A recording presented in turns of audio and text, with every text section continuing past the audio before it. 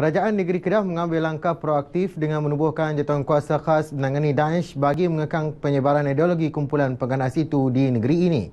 Pengerusi Jawatankuasa Agama, Pelancongan dan Warisan Kerja Raya Negeri, Datuk Muhammad Rawi Abdul Hamid berkata, jawatankuasa tersebut akan dianggotai beberapa agensi dan jabatan termasuk pihak polis dan Jabatan Agama Islam Negeri Kedah.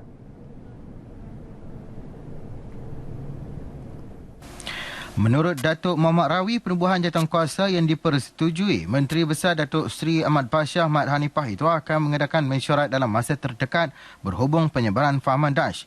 Beliau berkata selain kempen mengenai bahaya kumpulan pengganas, jawatankuasa tersebut akan berperanan untuk memperbetulkan persepsi atau tanggapan negatif sesetengah pihak terhadap institusi pendidikan berteraskan agama di Kedah. Kita dalam di Kedah ni memang kita memantau secara teliti tentang perkembangan Daesh, terutamanya negeri Kedah ni terkenal sebagai pusat pengajian Islam, ada banyak pondok, banyak pusat tahfiz, bahkan banyak sekolah-sekolah Arab. Dan daripada tangkapan yang dibuat ni hampir 30 orang ataupun 40 orang pengganas telah pun yang ditangkap tu adalah berasal daripada Kedah. Bagaimanapun, beliau bersyukur kerana walaupun berasal dari Kedah, kebanyakan mereka terpengaruh dengan fahaman Daesh menerusi internet dan pengajian di luar negara.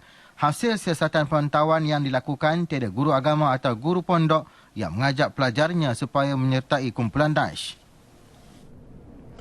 Terpengaruh dengan dakwah kononnya, perjuangan kumpulan militan Islamic State IS adalah suatu jihad mendorong seorang remaja lelaki bertindak menyerang seorang wanita di sebuah pasaraya di Sungai Petani, Kedah. Peristiwa yang berlaku pada 11 Januari lalu membawa padah kepada remaja lelaki berusia 16 tahun itu apabila dia ditahan pihak berkuasa. Kini, remaja berasal dari Sungai Petani itu sedang menjalani hukuman penjara selama setahun 9 bulan di penjara Sungai Petani. Man, bukan nama sebenar, berkata beliau mula mengenali kumpulan militan IS sejak berumur 13 tahun melalui pendedahan yang disiarkan di sebuah akhbar tempatan sebelum melakukan pencarian di laman sosial. Beliau kemudian berkenalan dengan seorang lelaki yang mendakwa boleh membawa remaja itu berjihad di Syria. Selalu tengok dekat Facebook, mereka share gambar, share berita pasal IS kat sana. Menurut Man, lelaki terbabit juga mendorong beliau untuk menyerang sebuah pasaraya di Sungai Petani bagi menakutkan pihak polis. Kononnya IS kini sudah bertapak di negara ini. Akibat daripada tindakan itu, anak ketiga daripada 4 beradik ini ditahan pihak berkuasa dan didakwa di mahkamah atas 3 pertuduhan, iaitu memiliki barangan berkaitan kumpulan IS, mengugut seorang wanita dan memiliki pistol tiruan.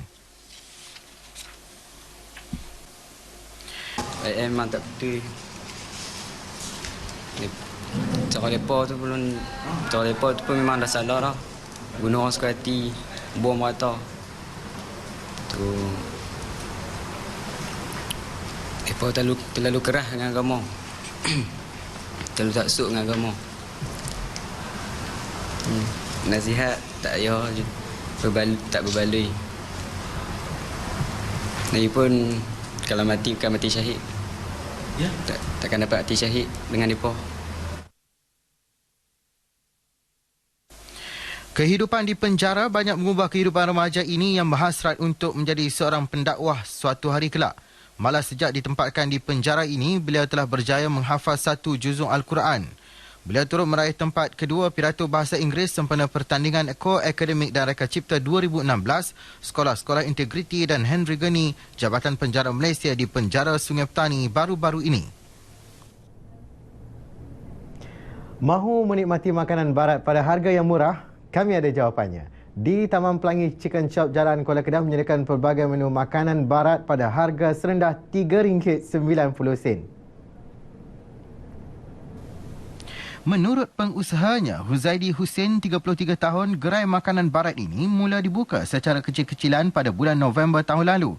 Pada peringkat permulaan, beliau hanya membuka sebuah kios kecil menjual chicken chop pada harga RM3.90. Namun dalam tempoh yang singkat, gerainya mula menjadi tumpuan orang ramai apabila harga chicken chop yang murah menjadi viral di laman sosial Facebook.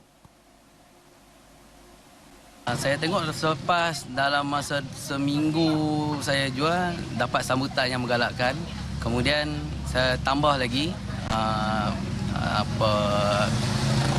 stok ayam saya. Lepas tu bulan ke sebulan semakin meningkat dan saya sekarang ni sampai ke 600 ke 700 ketul satu hari. 300 set, 700 set. Saya ni boleh katakan kerap juga lah main makan sini kan. Sini dengan harga dia yang murah, dengan sedap, dan harga yang berpatutan lah. Banyak-banyak tempat yang saya duduk pergi sebir lah tu. Sini lah yang terbaik. Istimewanya sebab murah lah. Murah lepas tu sedap pun sedap.